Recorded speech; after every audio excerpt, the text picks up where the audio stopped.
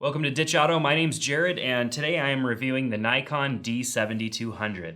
Now, before I get into details about this camera, I want to let you guys know that this is the first Nikon that I have ever shot with. Now, I've held a Nikon before, I've taken a picture with a Nikon before, but this is the first time that I've ever had a Nikon and spent time with it in my 12 years shooting professionally. So, I'm not going to have a in-depth Nikon lifetime opinion on this because I just haven't shot with Nikon. I made a decision when I bought my first DSLR to buy a Canon 20D, and I had a Nikon in mind, but it just came down to the 20D being the better option for the money at the time for what was available. So now we're here with the D7200, and I've had some time to spend with it. I've done some comparison videos between it and the Canon 80D and the Sony A6300, so make sure to check out the links in the description below. I have links to those videos as well as a link to this camera setup and everything, so that if you want to get into the specs, if you want to take a look at everything that this camera has to offer, you can do that by clicking on the link below. So with that said, this was my first time spending any great amount of time with a Nikon camera, and there were things that I really liked about the camera, and there were things that were a little confusing at first to me, but I overcame all of those things really quickly because I've been shooting on DSLR cameras for a long time, and switching between the cameras really comes down to just finding the buttons, finding the settings, and getting comfortable with using them to the point where it becomes muscle memory. And with the Nikon, I appreciate the Nikon camera because there are buttons galore. And I'm a buttons guy. I like having buttons on my camera because I don't want to always be looking at the menus, looking down at my camera. If I can memorize where the buttons are and how to use them without looking at the camera, I can keep the camera up to my face and be shooting images and make adjustments on the fly without having to go into the menu and dig around and all that stuff. So, since we're talking about menus and settings before we get too far into the camera, the Nikon menu is a lot different than the menus on your Canon and Sony. The Canon and Sony menus are kind of top-down options at the top, settings and stuff below, whereas the Nikon is your categories and stuff on the left and all of your options, and you have to scroll through them. They're not paged. So it was a little more challenging for me to figure out where those menu items were, and I found myself scrolling up and down a list trying to figure it out. Once you have those menus kind of memorized, or you remember where all those settings are, it's probably not as big of a problem. But for me, the menu was just a little more convoluted and hard to get through than on another camera. With that said, it had a lot of options, and for the dollars that you would spend on this camera, it has a lot of options that photographers would find extremely useful, and I enjoyed playing with some of those features. What I do like about the camera body is it feels really good in the hand. It fits my hand really well. These DSLRs typically are a little bit bigger of a body, so in order to really wrap your hand around them, like, you have to have a good size hand. But even smaller hands, you know, are gonna grip the camera really well. The button position is really well thought out, and everything is placed well. I love the fact that as a person who shoots video, there's a video button right here. On other cameras, I'm always fiddling around with my thumb trying to find it. Sometimes it's over here and I have to like crank my thumb over, and then other times it's on as part of another button, and it just becomes a challenge to find that. But when the button's just right here behind the shutter, it's easy just to roll my finger back and find that button and start shooting video. On the back of the camera, what we don't have on this camera is an articulating display of any kind. That to me is kind of a downfall of this camera, because a lot of times we're shooting at all different angles, and having an articulating screen definitely makes it easier on the body when you're trying to, my body, when we're trying to shoot, because instead of laying on the ground and trying to get the shot, I can hold the camera down low, use live view. I feel like since live view has become a thing, that an articulating screen is almost a must with most cameras. Obviously on the higher end cameras, you're not seeing articulating screens anyways, but typically if you have a higher end camera, you know, you can invest in an external monitor or some sort of adapter or whatever that allows you to get a different angle view if you wanted. but articulating screens are extremely helpful considering how versatile our cameras need to be these days. For example, Canon with its screen that flips up, flips out, and all the way around. Sony with its screens that kind of flip up and back. This Nikon doesn't have any articulating screen at all. And the angle view of the screen when you're shooting isn't any better than any of the other cameras, which means like if you really want to see if you're getting a shot in live view, you have to be down really low in order to have a good view angle on the camera, or forego using live view altogether and use the viewfinder that it comes with in the first place. So that's a little bit of a bummer, but nonetheless, I don't think too many Nikon people are used to articulating screens anyways.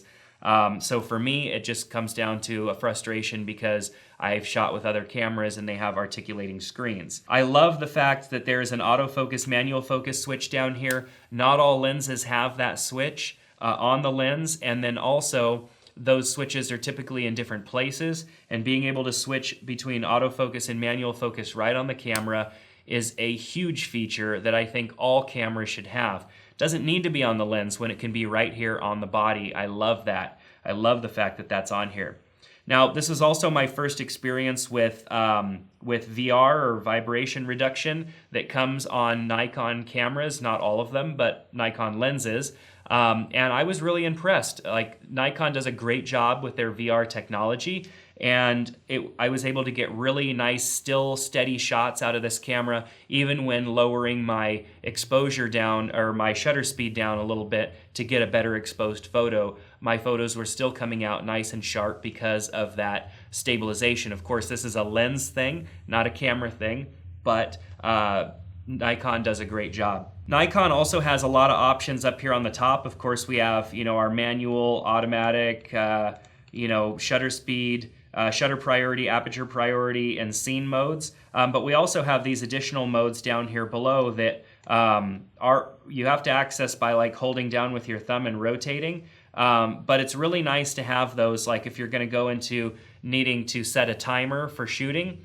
You don't have to go through your settings. You could simply just rotate to it, and as long as you had it set correctly, the countdown that you had correctly set, just rotate and you're right to it. It's very simple. I like some of these little features that Nikon has on their cameras that are basically digital features that you have to access through the menu on other cameras. The live view and the photo video live view switch is a bit lower on a Nikon. I think that's probably okay, because typically if you're going to be shooting video, you're hand holding the camera out like this, and you don't necessarily need it to be up here where the rest of your hand is. However, I have grown accustomed to, when I shot Canon, to have that switch up higher.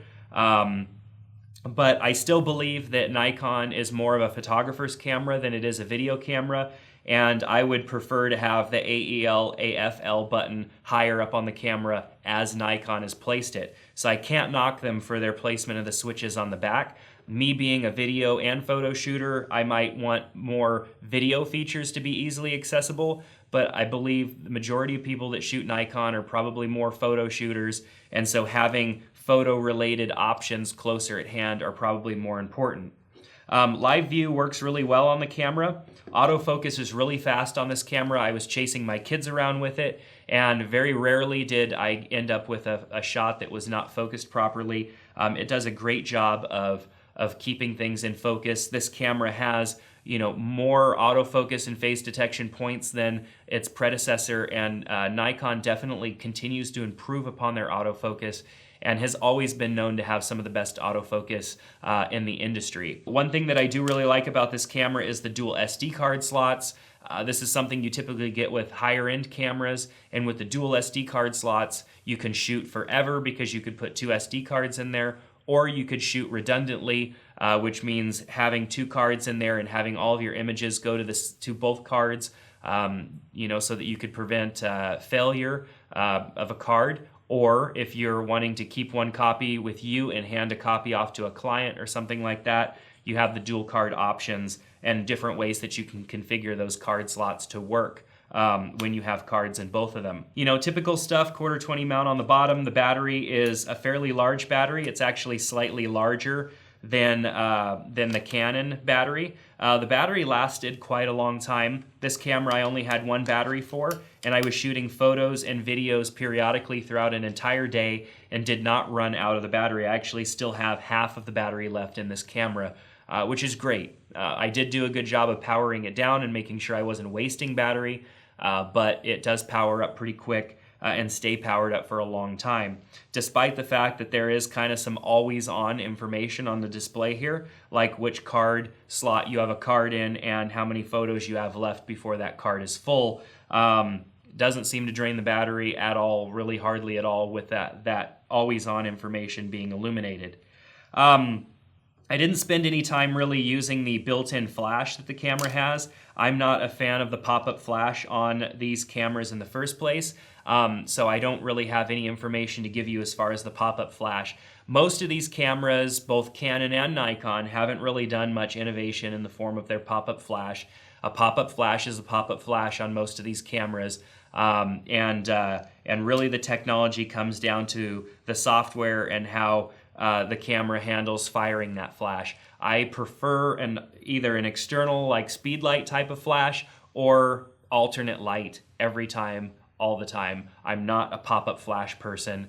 It's better than nothing, but you're gonna get kind of harsh images when using that pop-up flash on this camera and any other camera that has a built-in pop-up flash. Now, button placement as far as me being a manual shooter, because I'm always shooting in manual, I liked the placement of the switches on the camera. It was more in line with what I am used to being a Sony shooter now. Having this, the adjustment here for my aperture, this is a great placement. I like this much better than the way that Canon has their rotating rocker on the back of the camera for adjusting the aperture. I always ended up flip-flopping those because I shoot and adjust the aperture more than I adjust my shutter speed. Right here you can adjust your shutter speed on the back, and that makes more sense to me. I'm less likely to adjust my shutter speed than I am my aperture, and so having my aperture right here underneath the shutter is great, and I love the low profile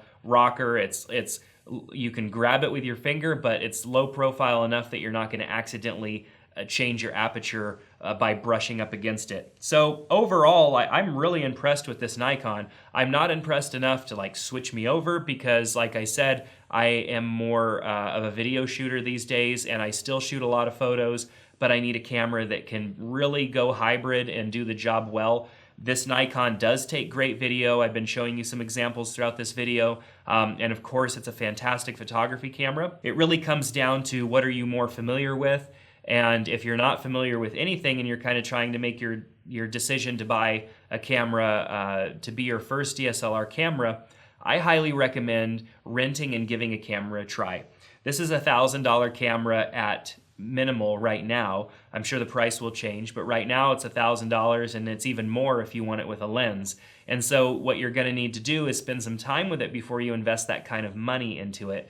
And if you don't have a local camera store that you can walk into and play with one of these cameras, I highly recommend renting one. And I have a link down in the description below for you so you could check out where to rent one of these cameras. It's a fairly small investment to try the camera and get a good feel for it. I really recommend that you do that. So this is a great camera from Nikon. There are many cameras that Nikon has available, both cheaper and more expensive. But if you're looking for kind of heading into the prosumer market as far as DSLR cameras go, you want a camera that has all the features of a professional camera just at a cheaper price, like you're gonna find that here. This is a crop sensor camera, so it's not full frame, which means that the lenses that you put on the camera are not going to get the exact focal distance that are listed on the lenses. And being that it's not a full frame, the crop is slightly different on the image and the video that you're taking. The way that you see it and view it is a little bit different than what you would get on a full frame. But there are lots of benefits as well to shooting on crop sensor cameras such as this.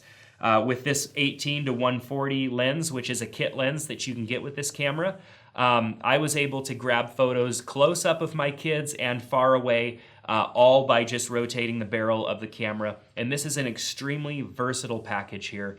Not only does it have a great focal distance, but with the VR, the stabilization, it's just a great package. And I couldn't be more impressed with my kind of first time using a Nikon camera, more hands-on. I think it's a great experience.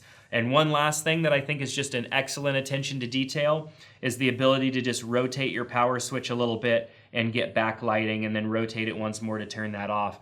That is a fantastic feature, whereas on most other cameras that have an LCD up here, you have to hit a button, and though those buttons are easy to feel for, this is just so much easier to have here. I like the power switch being right here so close. It makes it easy for me to power my camera down, or remember to power my camera down to save battery, because sometimes I just don't want it set to auto power off, especially when shooting video and I'm waiting for a shot and your camera powers down.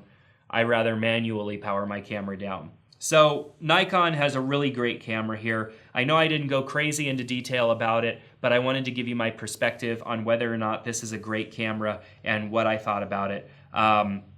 If you want to look at the specs, like I said, the link to the camera is in the description below. You could find out more about those specs at that link. But overall, this is a great camera. I've mentioned its pros and its cons essentially through my thoughts on it, and really it just comes down to what is going to feel best for you. And if you want more of a comparison between this and other brands, definitely check out the video I mentioned at the beginning of this video, because that's going to give you my thoughts more on Canon versus Nikon versus Sony and all of that stuff. So thanks so much for checking out this video. Make sure to subscribe to our channel so that you can get notified when we put out new videos. Subscribing also helps support us. It helps keep us enthusiastic about creating more videos for all of you out there. So in the comment section below, if you have any thoughts, questions, concerns, clarifications, please make those in the comment section below. We do our best to answer those and communicate with you down there. Thanks again, and we hope to see you next time on Ditch Auto.